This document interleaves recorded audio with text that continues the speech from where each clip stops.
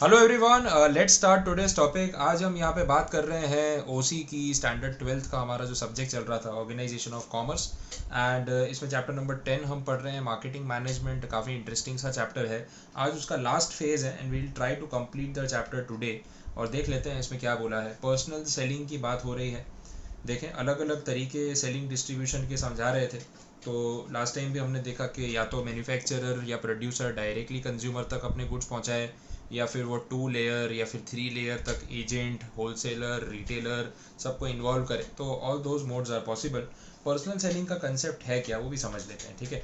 Advertisement conveys the information of the product of a business unit to the consumer, but sometimes it does not give required result. ठीक है। Hence the marketing manager rely to the next alternative of promotion which is personal selling. तो ये बोल रहे हैं कि advertisement से consumer तक इंफॉर्मेशन पहुंचती तो है, बट कितनी बार ऐसा होता है कि बहुत फ़ायदा नहीं हो रहा होता है, शायद कंज्यूमर्स कन्विंस नहीं हो रहे। ठीक है, ऐड देख के। तो फिर मार्केटिंग मैनेजर सोचते हैं कि पर्सनल सेलिंग की कोशिश करनी पड़ेगी। Generally in personal selling seller directs and explains about the product to the prospective consumer.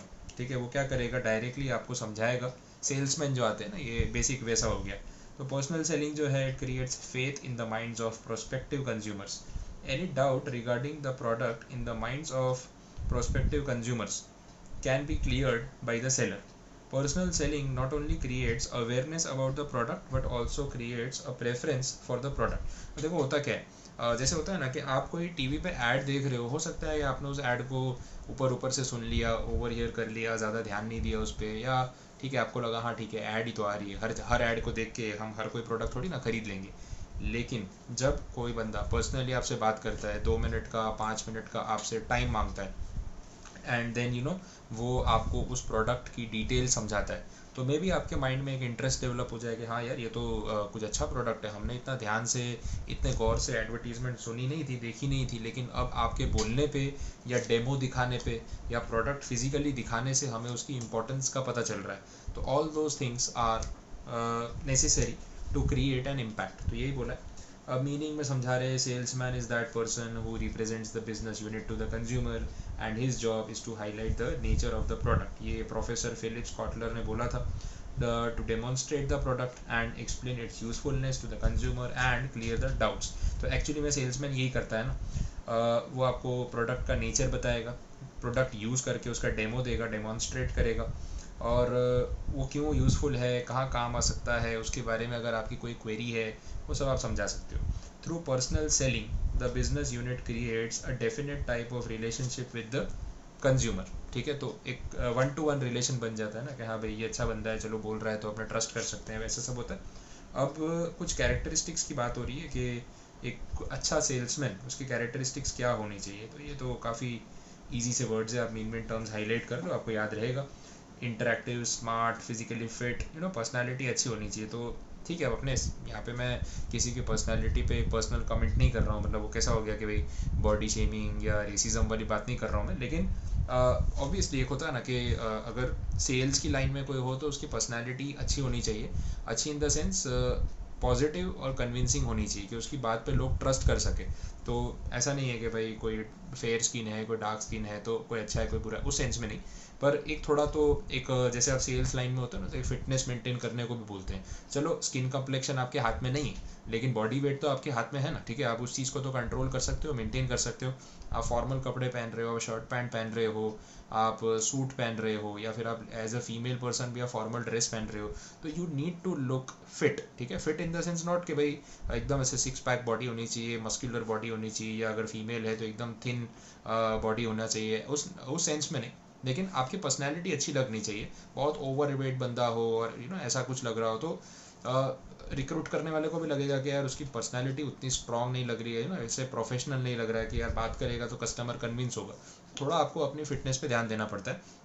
And actually में बहुत सारी इंडस्ट्रीज़ में अदर देन सेल्स तो ये सब चीज़ें बहुत मैटर करती है। आप स्पोर्ट्स देख लो, एक्टिंग और ये सब चीज़ें जो है, सेलिब्रिटीज़ को देख लो, वो लोग कितना फिटनेस, क्योंकि उनकी फिटनेस है तभी वो चल रहे हैं।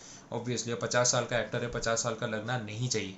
So that is the challenge ना, हर कोई कर लेता तो फिर हर कोई बन जाता सेलिब्रिटी, लेकिन वो नहीं हो पाता है। अच्छा, आप सेल्स की लाइन में आप देखना, या फिर एयर होस्टेस या फिर फ्लाइट अटेंडेंट्स आप देख लो, बैंकिंग स्टाफ देख लो, जो all those who are dealing with clients 1-to-1, उनको अपनी पर्सनैलिटी अच्छी रखनी पड़ती है, ताकि जब आप वो क्लाइंट से बात करें, मतलब किसी के साथ बैठ के बात करने का आपका मन करे, ऐसा बंदा सामने हो तो आप जल्दी कन्विंस होते हो दैट वे। तो थोड़ा सा फिजिकली फिट होना ज़रूरी है। Salesman should be good in communication, थोड़ा रिजर्व टाइप का, इंट्रोवर्ट टाइप का बंदा हो तो नहीं चलेगा। बोलने में, कम्युनिकेट करने में अच्छा हो, इंटेलिजेंट हो और एफिशिएंट हो, कि काम करे थके नहीं।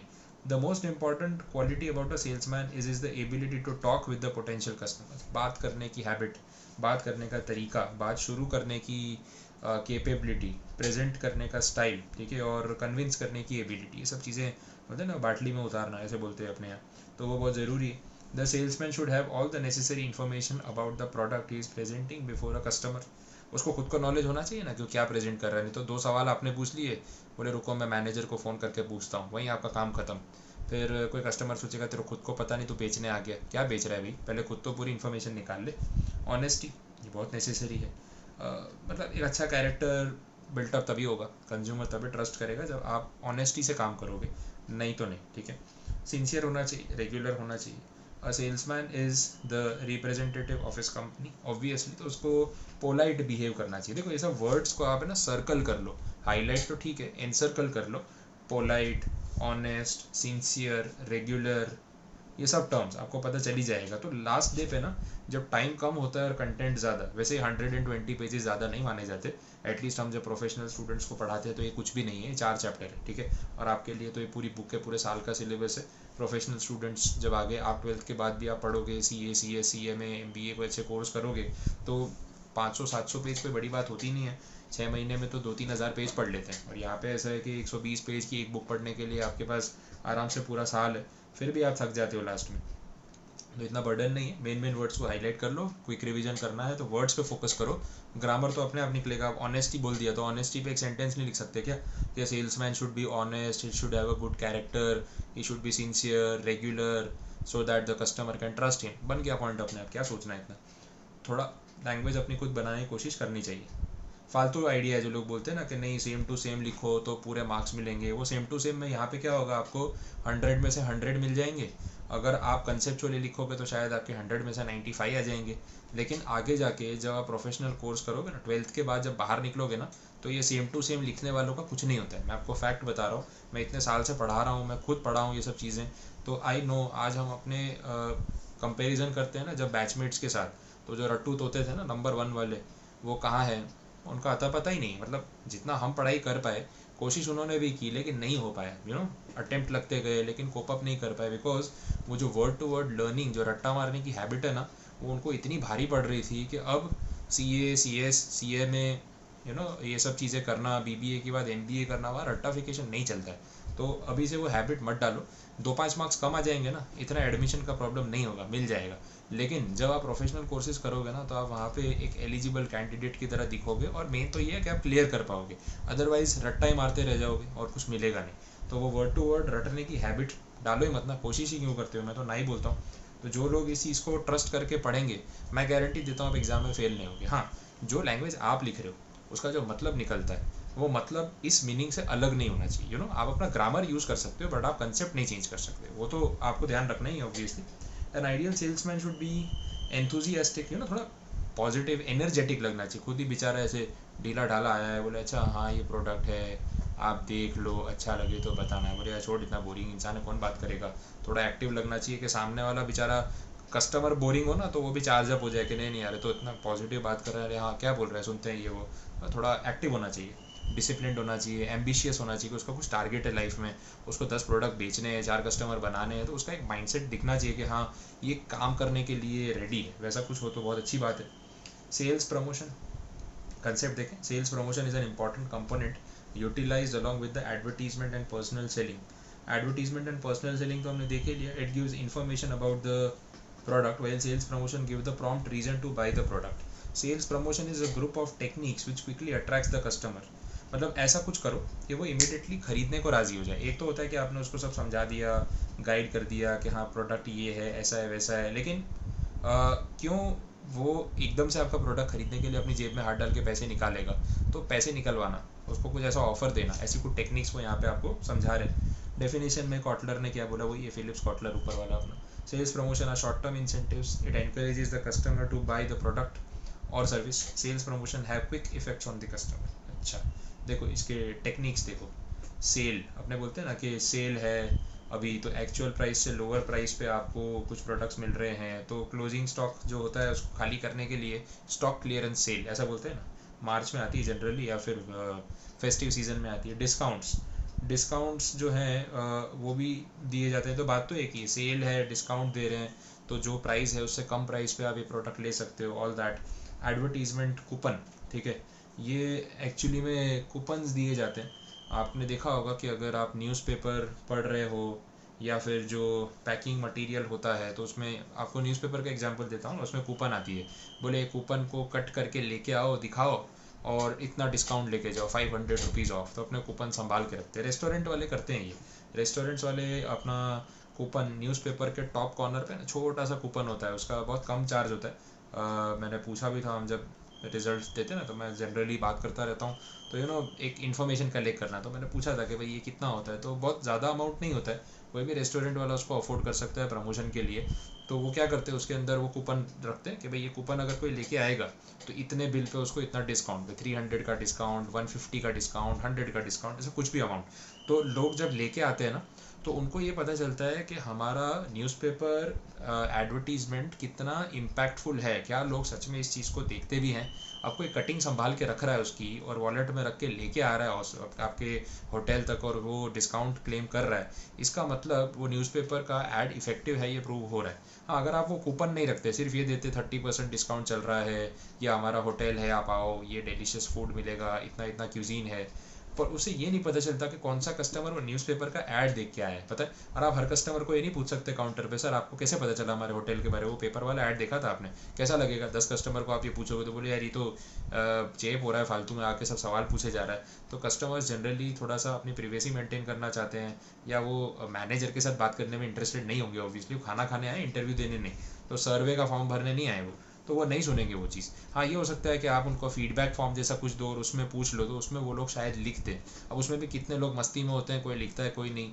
जितना उनका फीडबैक आपके लिए इंपॉर्टेंट है, उनके खुद के मन में उसकी उतनी इंपॉर्टेंस नहीं है, बट वो कूपन से बहुत एग्जैक्ट और एक्यूरेट पता चलेगा, तो that can be a helpful tool. ठीक है, गिफ्ट दे देते हो कुछ स्मॉल गिफ्ट, मेन प्रोडक्ट के साथ ये फ्री वो फ्री होता है ना, 3 साबुन खरीदने पे 1 साबुन फ्री, तो ऐसा होता है, कर सकते हो आप। एडिशनल गिफ्ट में कुछ एग्जांपल है, giving toothbrush with a toothpaste, अच्छा ये भी हो सकता है, रिलेटेड प्रोडक्ट्स को फ्री देना। अब 3 साबुन पे 1 साबुन फ्री तो सेम ही हुआ, लेकिन जो नेसेसरी प्रोडक्ट्स हैं साथ साथ में काम आ सकते हैं वो दे दो, ऐसा भी हो सकता है, मार्केटिंग के लिए चलता है ना। बॉल पेन के साथ रिफिल फ्री, या फिर 4 साबुन खरीदो 1 बॉल पेन फ्री। अब ठीक है कनेक्टेड नहीं है लेकिन दे सकते हो, बॉल पेन नहीं बॉल पेन है, टाइपिंग एरर है। लकी ड्रॉ, ये पेट्रोल पंप पे होता है, देखा वो कूपन फिलअप कराते हैं, 1 लाख रुपए का इनाम है, 2 व्हीलर, एक एक्टिवा होता है, एक बाइक होता है, एक कूपन होता है, पता नहीं सब ऐसे सब करवाते टाइम पास करते। आज तक नहीं लगा, मैं तो भरना ही छोड़ दिया, मैं बोला यार ये भी कोई चीज़ है, 100 रुपये का पेट्रोल भरवा रहा हूँ तो 1 लाख का बाइक दे देगा मेरे को, कभी नहीं दिया आज तक, 50 रुपये भी नहीं जीता हूँ, very bad. Facility of interest free loans, हाँ ये भी हो सकता है। कस्टमर को अट्रैक्ट करना है ना, 2 व्हीलर देखना है, बोले सर अभी स्कीम चल रही है, अभी आज आप है ना, अभी दशहरा है, दिवाली है, ये है वो है, रक्षाबंधन ऑफर है, नवरात्रि ऑफर है, कि आप अगर लोन करवाते हो तो इंटरेस्ट फ्री लोन फैसिलिटी हम दे रहे हैं, खाली प्रोसेसिंग चार्ज लगेगा बस इतना ही, लेकिन ब्याज नहीं लगेगा आपको। तो ऐसे सब स्कीम निकालोगे तो कस्टमर सोचेगा यार ब्याज ही तो बड़ी चीज़ होती है, सिर पे पड़ती है, अगर अच्छा है ना कि अभी ये चीज़ मेरे सिर पे से हट जाए, लोन ले लेता हूँ, मेरे को इंटरेस्ट तो देना नहीं है और उतना अमाउंट मैं टुकड़ों में दूंगा। नो कॉस्ट ईएमआई आजकल बोलते हैं, अमेजॉन फ्लिपकार्ट पे भी चलता है, आपको आइडिया होगा, बट उसके लिए कार्ड्स होने चाहिए आपके पास। डिस्ट्रीब्यूटिंग सैम्पल्स, ठीक है, सैम्पल डिस्ट्रीब्यूट कर लो फॉर गुड आइटम्स और low price products, free samples बांटो, कोई प्रॉब्लम नहीं है, इससे भी प्रमोशन होती है। ऑर्गेनाइजिंग कॉम्पिटिशन्स, हाँ ये भी कर सकते हैं। क्या बोला है, the company making crayons would collect information about the customer by organising drawing competitions. हाँ, क्रेयॉन्स बनाने वाली कंपनी ड्राइंग कॉम्पिटिशन रखेगी, नए कलर्स अगर उसको लॉन्च करना है मार्केट में। अब जो विनर होगा उसको क्या करेंगे, नया कलर का सेट जो होगा क्रेयॉन्स का वो देंगे, जिससे वो पॉपुलर हो जाएगा। जैसे होता है ना वो sponsorship, cricketer man of the match बनेगा तो उसको नई गाड़ी की चाबी देंगे, उससे वो गाड़ी की प्रमोशन हो जाएगी, उस तरीके से। तो ये सब चीज़ें हम कर सकते हैं, ठीक है। आगे बढ़ते हैं, नेक्स्ट पॉइंट देखें, पब्लिसिटी एंड पब्लिक रिलेशंस। देखें यहाँ पे कंसेप्ट क्या बोल रहा है पब्लिसिटी के बारे में, पहले लैंग्वेज देख लेते हैं इनकी। Any form of non personal presentation of goods, service और ideas done through public media which is free of charge, it is known as publicity. सही है ना, नॉन पर्सनल प्रेजेंटेशन है और पब्लिक मीडिया के थ्रू कर रहे हैं, फ्री ऑफ चार्ज है, पैसा भी नहीं लग रहा है, उसको पब्लिसिटी बोल सकते हैं। The business unit doesn't have to pay any charge for this, sometimes it is considered as a part of public relations. बहुत बार ऐसा होता है कि आपको खर्चा नहीं करना पड़ता है और पब्लिसिटी मिल जाती है, पॉपुलैरिटी हो जाती है। This is by addressing people or giving a presentation or an interview in a news paper or on radio or TV channel, giving donation, inaugural functions by a film star or by a cricketer. मतलब आपको कुछ नहीं करना है, लोग सामने से आपकी बातें कर रहे हैं, that is a publicity. TV वाले आ गए इंटरव्यू लेने, बोले सर आपने ये कैसे किया, वो कैसे किया। और जैसे मैं आपको पढ़ा रहा हूँ सपोज, और कोई TV channel, local newspaper, local channel कोई भी आ गया अभी इंटरव्यू लेने के, हाँ भाई आप ऐसे पढ़ा रहे हो बच्चों को लॉकडाउन में, ये है वो है, ऑनलाइन प्रिपरेशन करवा रहे हो, आपका चैनल है, क्या आपका प्लानिंग है, मतलब कुछ भी। तो अब अगर वो चीज़ कहीं पे रेडियो, न्यूज़पेपर, टीवी पे ब्रॉडकास्ट हो जाती है, ऑब्वियसली उसका इम्पैक्ट ऐसा होने ही वाला है जिससे लोगों को मेरे बारे में और ज़्यादा जानकारी मिले, दैट इज़ अ पब्लिसिटी, वो होगा। ठीक है, clear. Role of a publicity क्या है? मोस्ट रिलायबल, सबसे अच्छा माना जाता है ये, खर्चा नहीं होता है तो चीपेस्ट है, चीपेस्ट क्या फ्री है। Sometimes publicity includes the task of public relations in which the marketing manager can give more information with less efforts, मेहनत कम फ़ायदा ज़्यादा। मास कम्युनिकेशन, लोगों तक बात पहुंचना, publicity helps the sellers, distributors, potential customers को इन्फॉर्मेशन पहुंच जाती है और डायरेक्ट जो मेहनत करनी पड़ती है वो कम हो जाती है। पब्लिक रिलेशंस की भी बात हो रही है, इसमें बोल रहे हैं company makes use of public relations for maintaining its prestige, its reputation. ठीक है, public relations is a group of activities that are designed और presented in such a way that it creates and maintains good impression of the company towards different parties involved with it। ठीक है, public relations में देखते हैं क्या activities हैं। Newspaper में news देते रहो कंपनी के बारे में, डायरेक्टर की स्पीच और वो सब चीज़ें छपवाते रहो, सेमिनार करो, वर्कशॉप्स करो, कॉम्पिटिशन्स करवाओ, स्पोर्ट्स एक्टिविटीज़ करो, कोई cricket league, hockey league, football league plan कर लो, और क्या। न्यूज़ लेटर्स होते हैं कंपनी के, उनकी डिटेल्स के बारे में वो सर्कुलेट कर लो, कोई मैगजीन ऐसा कुछ आप प्रिंट करवा लो। ठीक है, informing the society about public welfare activities which are organised by the company, मतलब समाज सेवा के लिए कंपनी ने क्या किया, तो उसके बारे में कुछ जो है आप इंफॉर्मेशन सोसाइटी में और पब्लिश करवा दो कि हाँ सोसाइटी के लिए कंपनी ये सब कर रही है, सोशल एक्टिविटीज़ कर रही है, वो सब चीज़ें करा सकते हो आप। Planning programmes, social programmes, cultural programmes, कोई ऐसा प्रोग्राम, कोई हो सकता है कोई थीम के ऊपर कोई प्ले है या कोई म्यूज़िक फेस्टिवल है, ऐसा कुछ ऑर्गेनाइज कर दो जहाँ पे कुछ कल्चरल शो या ऐसा कुछ, कोई डांस परफॉर्मेंस हो, कोई म्यूज़िकल परफॉर्मेंस हो, कोई मैसेज देने वाला कोई प्ले ऐसा ऑर्गेनाइज कर दो जिससे सोसाइटी में आज की प्रॉब्लम्स को लेके एक पॉजिटिव मैसेज जाए कि इसको कैसे डील करना चाहिए, तो वो सब अच्छी चीज़ें मानी जाती है। तो पब्लिक रिलेशंस का मतलब ये है कि पब्लिक के साथ एक अच्छा रेपो मेंटेन करना, कि आपकी पब्लिक इमेज अच्छी बनी रहे और लोगों के माइंड में नहीं रहे हमेशा कि कंपनी अच्छी है, हमेशा कुछ अच्छा करती है, लोगों के बारे में सोचती है, सोसाइटी के बारे में, पुअर पीपल के बारे में सोचती है। तो ऐसी कंपनी के साथ जुड़े रहना चाहिए हमें, as a supplier, as a consumer, as a customer, चाहे जिस भी रोल में, बट हम इस कंपनी के साथ जुड़े हुए रहना चाहते हैं as an investor, it is very good. तो ये कुछ पॉइंट्स हैं यहाँ पे, functions of PR, public relations. आप इनको पढ़ोगे तो और चीज़ें आपके माइंड में क्लियर होती जाएंगी। तो इसके साथ हमारा फाइनली चैप्टर नंबर 10 कंप्लीट हो चुका है। ठीक है, तो आई होप कि आपको यहाँ तक सब कुछ समझ में आया होगा। जो क्वेरीज़ हैं आपकी, आप पूछ के उसको क्लियर अप कर सकते हो। बाकी मेरी तरफ से जितना कंसेप्चुअली आपको समझाना था वो सारी चीज़ें मैंने एक्सप्लेन कर दी। ठीक है, थैंक यू सो मच।